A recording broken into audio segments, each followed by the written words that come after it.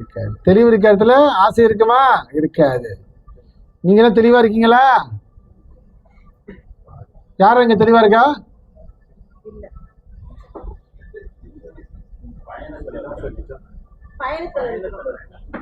யார் பயணத்தில் இருக்கா? சரி, யார் பயணத்தில் இருக்கா? அப்படி சொல்லக்கூடாதுமா. உங்க அனுமதி நீங்க பேசலாம், மற்றவங்க அனுமதி நீங்க பேசக்கூடாது.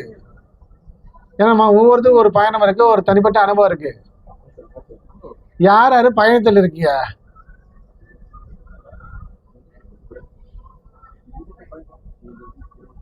நல்லா தூக்குங்க. ஏன் தலை சொல்றீங்க? தலை சொல்றியா தூக்குறியா தெரியல எனக்கு.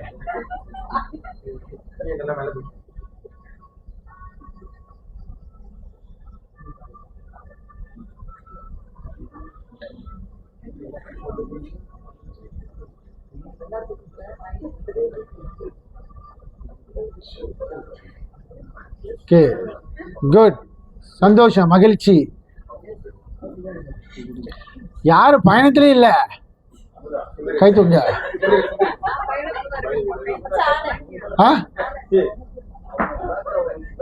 அவன மேல அடிச்சு காட்டணும். யாரு யாரு யாரு யாரு இந்த பயணத்திலே இல்ல? சொல்லுங்க கொஞ்சம். பயணத்திலே இல்ல, அதுக்கும் தகுதி இல்லாம இருக்கீங்களா? அவ எதுல உங்களை சேர்த்துக்கிறேன் நானு? ஒண்ணு, எனக்கு எதுவுமே தெரியல, நான் முட்டாள் சொன்னா அவனுக்கு நாம ஏபிசி சொல்லி கொடுத்து திருப்பி கொண்டு வரலாம். ஆமா தானே? எனக்கு ஒண்ணுமே தெரியல சொல்றதுக்கும் மனசு வரல, ஈகோ. நான் பாதியில போயிட்டு இருக்கேன்னு சொல்றதுக்கோ எனக்கு துணிச்சல் இல்லை, அங்கேயும் ஒரு ஈகோ தடுக்குது. பிறகு எப்படி நம்ம கரை சேருவது? Can you understand what I mean? நான் பேசுறேன், புரியுதா விஷ்ணு? நல்லா புரியுது. சந்தோஷம். இல்லை, எனக்கு ஒன்றுமே தெரியல சொன்னால் அதான் நான் இப்போ சொல்லுவேன். ஒரு குரு கிட்ட போகிறப்ப, ஒரு ஆசான் கிட்ட எனக்கு எதுவுமே தெரியல, அதான் நான் ஆசனை நோக்கி போகிறேன். ஆமாம் தானே? எனக்கு எல்லாம் தெரிஞ்ச நான் ஆசனம் தெரிய போக தேவையா? இல்லை. ஏதோ எனக்கு நான் எவ்வளோதான் படித்தாலும், எவ்வளோதான் நான் கேட்டு தெரிஞ்சாலும், ஏதோ ஒரு கட்டத்தில் நான் தடுமாறிட்டே இருக்கேன்னு. அப்போ எனக்கு ஒரு அடுத்து எனக்கு இன்னும் தெளிவாடுறதுக்கு எனக்கு இன்னும் ஆசனம் தேவைப்படுது. அதுதான் ஒரு ஆசனம் தெரிய போகிறேன். ஆனால் ஆசனம் கிட்ட போயிட்டு எனக்கு எல்லாம் தெரியும், நான் இதை பண்ணியிருக்கேன், நான் அதை பண்ணியிருக்கேன்னா ஆசை என்னதான் பண்ணுவார்? ஓ, நீ இது பண்ணியிருக்க, அதை பண்ணியிருக்க, அப்போ எல்லாத்தையும் நீ பண்ணிட்டு வா, அப்புறம் பார்ப்போம். சரி, எனக்கு நேரம் இல்லை. ஆசை என்ன சொல்றாரு?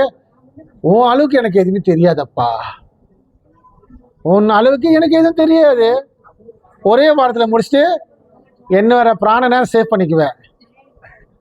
என்ன பிராணனை நான் சேவ் பண்ணிக்குவேன். ஏன்னா நீ எல்லாம் தெரியும் சொல்லிட்டு ஒரு ஆணவத்தில் வந்து நிற்கிறேன் முன்னுக்கு. ஆனால் உண்மையாலே உனக்கு எல்லாமே தெரியல, அதுக்காக தான் என்னை நோக்கி வர கேள்வி கேட்குறதுக்கு. ஆனால் இங்கே வந்த இடத்துல ஈகோ என்ன சொல்லுது? நான் அதை பண்ணியிருக்கேன், நான் இதை பண்ணியிருக்கேன், நான் இந்த யோகா பண்ணியிருக்கேன், அந்த யோகா எல்லாம் பண்ணால் நீங்கள் ஏன் எங்கள் முன்னுக்கு வந்து நிற்கிற?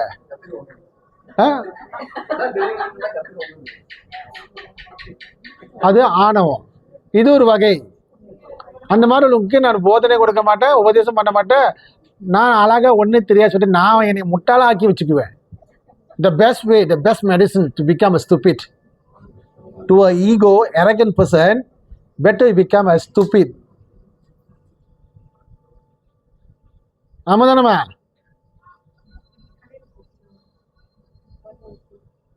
என்னம்மா டிஸ்கஸ்? நான் இங்கே போய் அங்கே டிஸ்கஸ் பண்ணுறீங்க?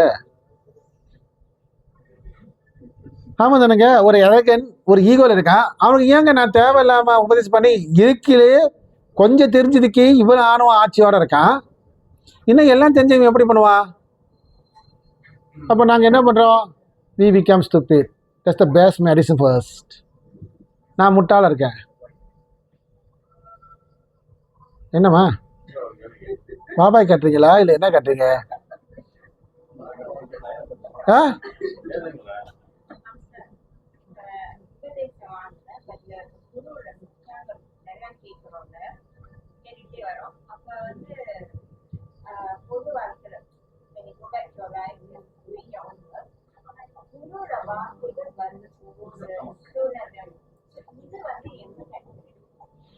ஓகே, இது என்ன கேட்டீங்கன்னா, நீங்கள் சதா காலமும் யூடியூப்லேயும் அங்கங்கே ஸ்பீச் நட எல்லா அதிலும் மூக்கம் நடிச்சுக்கிறீங்க.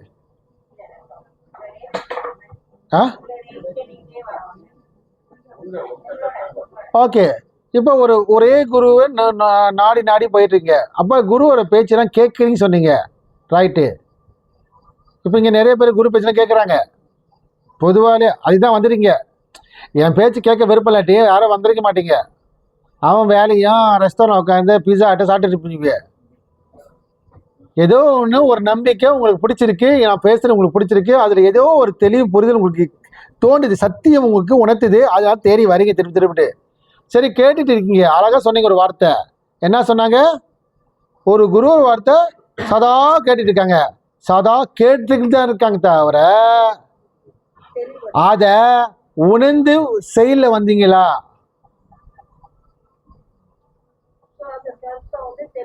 நல்ல கேங்க திருப்பிட்டு. சதா காலமும் குருவோட ஸ்பீச்சை கேட்டுக்கிட்டே இருக்கீங்க. இன்னும் 30 வருஷம் ஆனாலும் நீங்க கேட்டுக்கிட்டு தான் இருப்பீங்க. ஆனா கேட்டதை அனுபவத்துல செயல்படுத்தினீங்களா?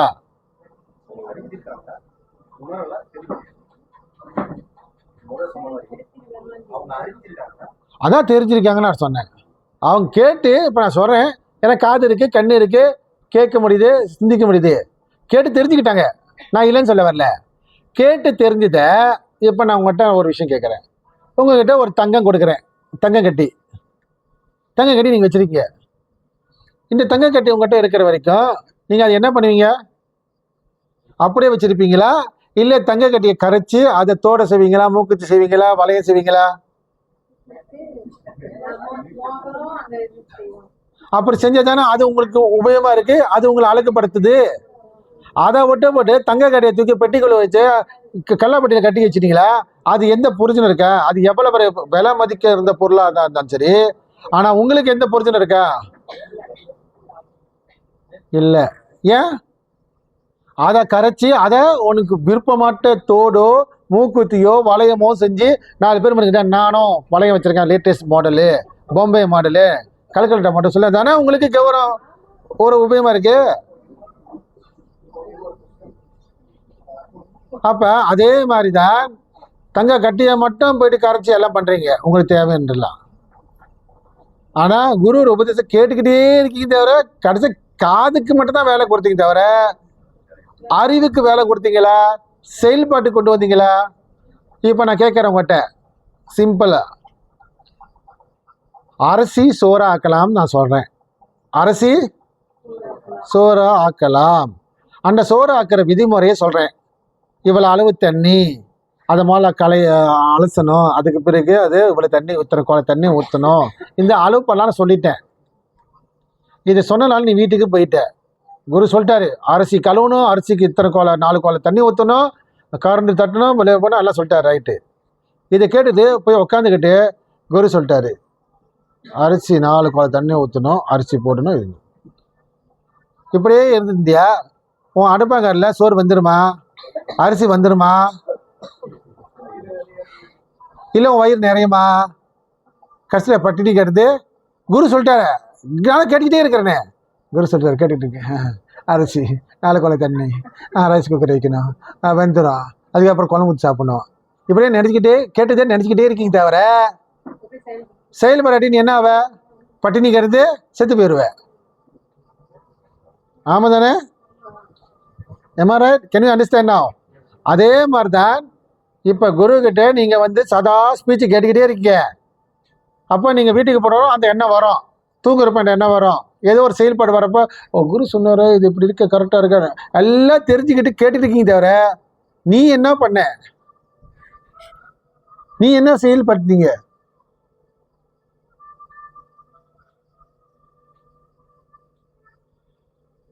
நீங்க என்ன பண்ணீங்க? 30 வருஷம் கேட்டுக்கிட்டு தான் வந்திருக்கீங்க தவிர செயல்பாடுல வந்தீங்களா? அதுக்குள்ள முயற்சியும் உழைப்பு போட்டீங்களா? மோதர சோறு குரு சொல்லிட்டாரு, அரிசி கலைஞ்சிட்டீங்க, இப்போ போறீங்க, சரி இன்னைக்கே போயிட்டு நான் செஞ்சு பார்த்துடணும் அப்படின்னு, அது எப்படி கற்றுக்கணும் சரிங்க.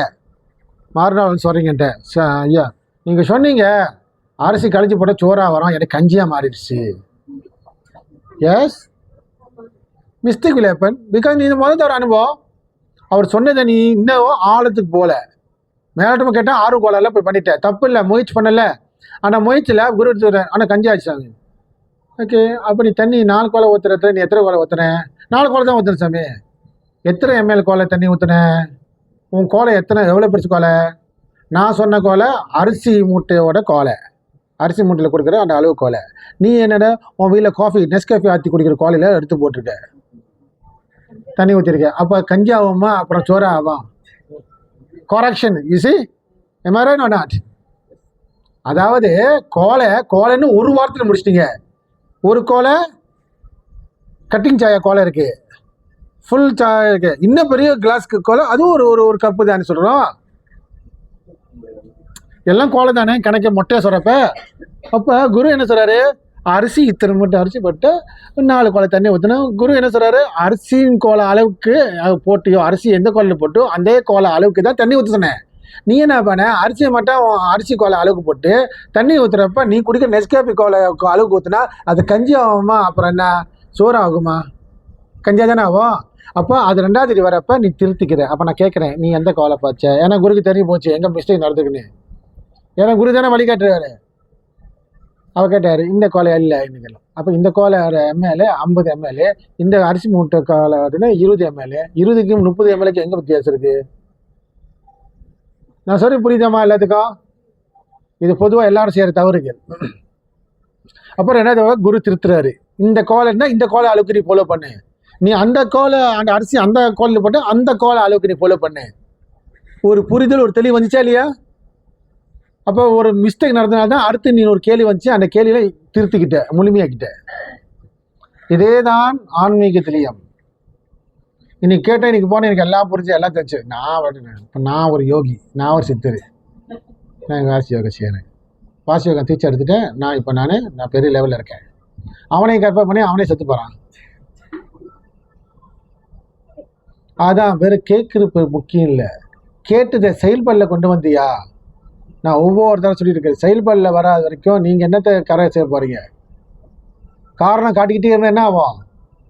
தோல்விக்கு என்ன அஞ்சாதுங்க. தோல்வி தானே உங்களுக்கு அடுத்து படித்தளத்தை காட்டுது, முன்னேற்றத்தை காட்டுது, படிக்க சொல்லுது. அந்த தோல்வி ஏன் வெறுக்கிறீங்க? அந்த தோல்வியை ஏன் கரைஞ்சி கொட்டுறீங்க? தப்பான ஒரு விஷயம். இப்போ புரியுது உங்கள் மிஸ்டேக் எங்கன்னு?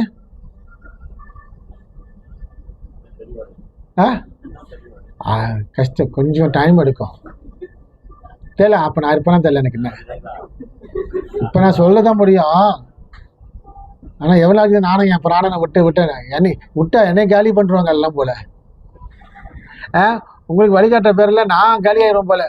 என் பிராணன் அந்த அளவுக்கு போயிட்டுருக்கு. இன்னும் எவ்வளோ தான் என் மூளையை கசிச்சு உங்களுக்கு விளக்க சொல்ல தெரியல எனக்கு. என்ன செய்யுது? இருந்தாலும் சொல்லிக்கிட்டு தான் இருக்கேன். என்னோட தர்மம், என்னோட கடமை, சொல்ல வேண்டியது சொல்லிக்கிட்டு தான் இருக்கேன்.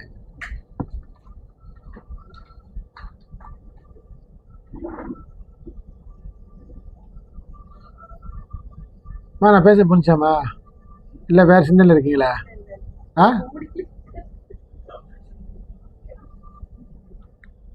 யதார்த்தமாக நினைக்காதீங்க. ஒவ்வொரு தடையும் உட்காந்து நான் பேச சாதாரண விஷயம் இல்லை, ஒரு மாம்பெரும் தெளிவு ஒரு விஷயம். இது எந்த கோயிலும் பேசுவாங்களா? பேச மாட்டாங்க. இங்கே உங்களுக்கு பேசுகிறோம். உங்களை பைத்தியக்காரன் ஆக்குறேன்னா? இல்லைல்ல, சொல்லுங்க. நான் பேசுகிறேன் உங்களை பைத்தியக்காரன் ஆக்குற மாதிரி இருக்கா?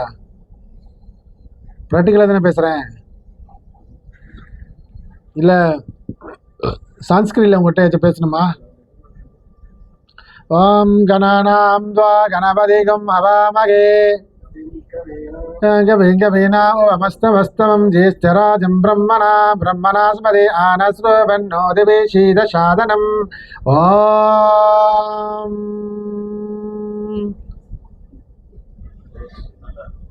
நல்லா இருந்துச்சா? கேட்க நல்லா இருந்துச்சு. ஆனால் அடுத்து யாராச்சும் ஒன்றாச்சும் புரிஞ்சா? ஆனால் என்ன சொன்னீங்க? கேட்க நல்லா இருந்துச்சு. சூப்பரில் அவர் பெரிய லெவலில்.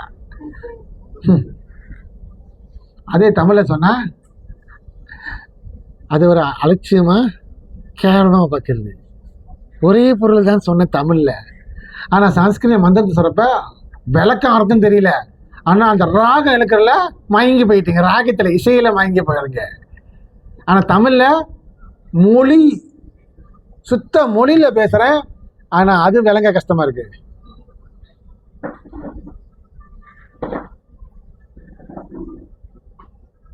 இதுதான் சமுதாயத்தில் வர பெரிய ஒரு பிரச்சனை.